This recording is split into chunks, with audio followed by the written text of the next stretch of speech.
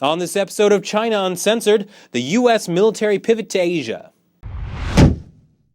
Welcome to China Uncensored. I'm your host, Chris Chappell. The U.S. has begun a political and military pivot away from the Middle East.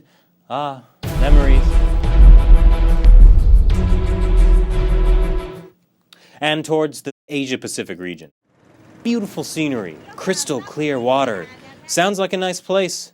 If it weren't for the nuclear madman, bird flu, and threat of imminent war engulfing the entire region, it might be a pretty nice place. Now, believe it or not, the Chinese regime is unhappy about all this. A foreign country not happy about U.S. military presence. Will wonders never cease? China would like nothing more than to be the superpower of Asia, and it's done a pretty good job of it. They have the fastest growing economy, the world's largest standing army, and the Chinese regime has been pretty good at harassing its neighbors because of it. China is locked in some sort of territorial conflict with basically every single country around it. The South China Sea is a resource-rich network of major shipping routes, and the Philippines, Vietnam, Malaysia, and Taiwan all have the mistaken idea that they deserve parts of it when clearly it all belongs to China.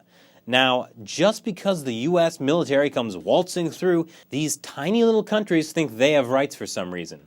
And that really is a bother.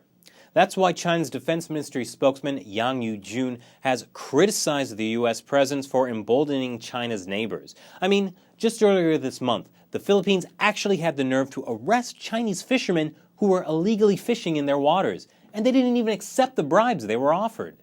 But that's not the only thing getting criticized.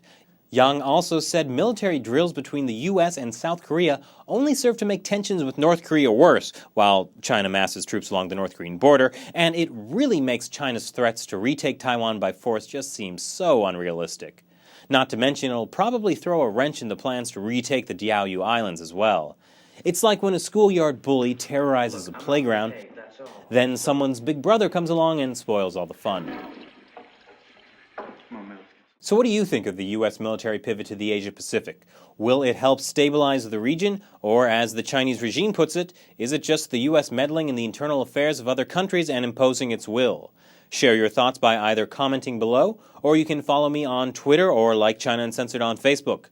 And as always, be sure to subscribe for more episodes of China Uncensored.